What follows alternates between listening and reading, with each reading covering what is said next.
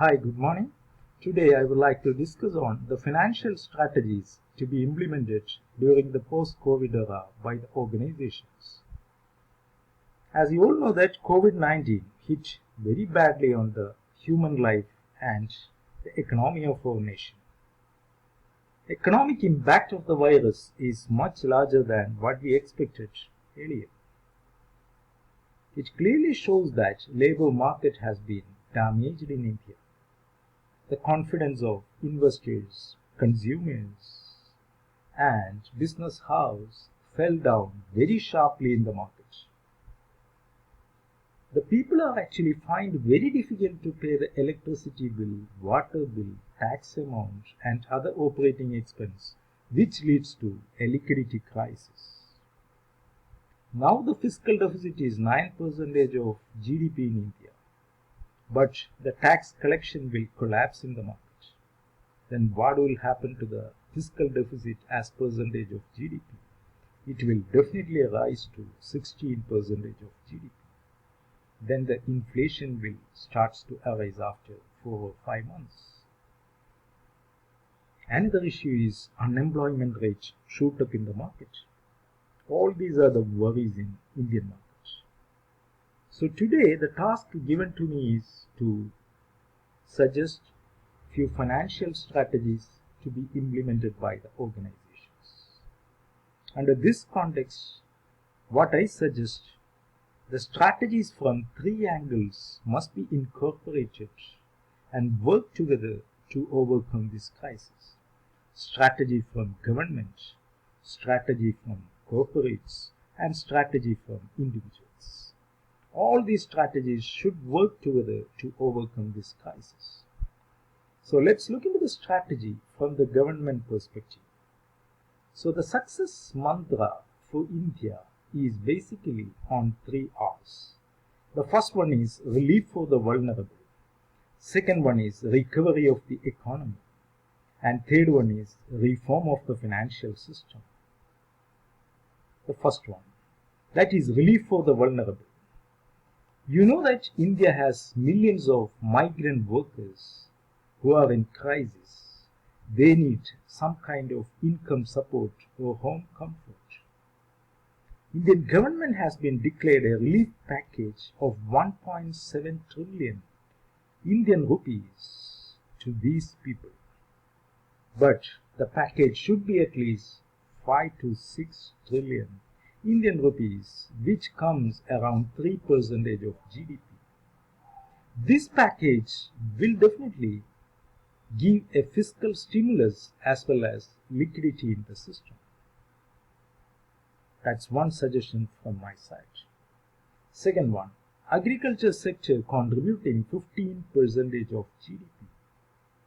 So it's the right time to support the farmers through some kind of relief plans to them.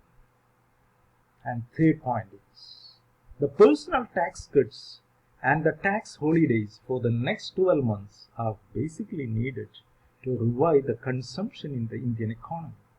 That will definitely help to grow the economy in a good way. So this is actually the relief for the vulnerable section of the society. Second one is recovery of the economy. This is the second R. You know that service sector that contributes more to the GDP growth rate in India. But now the situation is different. India must convert as a strong manufacturing hub, which is related to food processing sector, agrochemical sector, toys manufacturing sector, textile industry, and pharmaceutical sector, and make it as a manufacturing hub of all these sectors. That's the one and only solution to revive the economy. For this purpose, you need the support of government to invest in infrastructure. Infrastructure development is very essential to support the manufacturing sector. The policies are actually telling, but whether the implementations are taking place or not, that's a big question here. So every state must register each and every farm enterprise, and they must ensure that whether these farm enterprises receiving the funds and whether they started the business. It is the responsibility of the state to ensure that. At the same time, you want to maintain a web of relation between workers and employers, producers and consumers, lenders and borrowers. There must be healthy relation between all these parties. Then the business will resume. This is what actually needed to recover the economy. Then the third R is related to reform of the financial system. Public financial institutions must get capital from the Reserve Bank of India for providing the low ticket loans below 1 CR Indian rupees as in the form of working capital to bring back the liquidity into the system. That's very essential now to bring back the liquidity. We can cut the repo rate again to reduce the burden to the borrowers, which is very essential now in the market. So these are the steps to be implemented by the government. Let's discuss about what are the strategies to be implemented by the corporates. You know that the COVID-19 affect very badly on big companies as well as on small companies. But the COVID affected the small business with cash crisis, small business with lower net profit margin. These type of business are affected very much by this COVID-19. So all organizations should adopt 3 strategies. One is survival strategy, which is very important to be implemented. Each business must conduct a proper assessment of fixed variable expense as well as revenues. And they should prepare a plan for 3 months, 9 months and 18 months. COVID may continue for 3 months, or if it continue for 9 months, or it for 18 months. If it is a 3-month problem, first and most important step is to stop all variable expense, halt all variable expenses like hiring charges, marketing charges, traveling expense. Stop all these expenses. If you prepare a plan for 9 months, take the list of all variable expenses and the huge amount variable expenditures, take that list and reduce the variable expenses appropriately according to the decrease in the sales. That's the second plan. If the crisis continues for 18 months, then it's the time to renegotiate the fixed expenses like salary. So this is not the right time to renegotiate the fixed expense. After 18 months, if the crisis continues again, then you can renegotiate the fixed expenses. Next is financing strategy. This is the time the organizations must procure the capital. But from where the organization will get the capital? It's a big question. So one of the best options which I would like to suggest is intra-corporate loans. Corporates can depend on other corporates just like a mutual support to get the benefits. You know that what is intra-individual loan? It allows a family member to provide low-cost capital to another family member at attractive lending rate. That is known as intra-individual loan. Just like that, you can see 2 types of sectors. One is surplus sectors and second one is deficit sectors.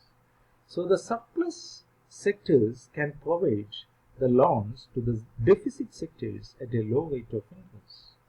If the surplus sectors are providing the loan, then they must avail certain kind of benefits from the government side also. This should be implemented legally in the market. That's a solution to circulate the money properly in the market. So definitely you can see that the debt will temporarily die in the market, no doubt in it. And the next strategy is investment strategy. If the company is already invested in huge amount of assets like land, building, machinery, equity shares, and all these assets, real assets, financial assets, a lot of investments which has been already made, and the stock markets are crashing, other markets prices are crashing. If it happens, it's not the time for investing the money in stock market. It's not the time for withdrawing the money from stock market. Be patient and wait for some time. At the same time, if the corporates can convert their wealth into more profits at the time of the correction that taken place in the market, so they can invest their surplus money in telecom sector, food sector, and pharmaceutical sector. These are the three sectors going to perform very well in Indian market. So it will give relief to the investors in the market. And last, I would like to discuss about the financial strategies to be implemented by the individuals. Especially owning an apartment is better than dealing with uncertainty of living on rented accommodation. You can buy a house and you can live in that apartment, which is much better than living in a rented accommodation. You know that there is a rule, 50-30-20 rule, that is monthly budget you will put 50% on rent, food and education, 30% on restaurant and movies, 20% for debt, mutual funds and stocks.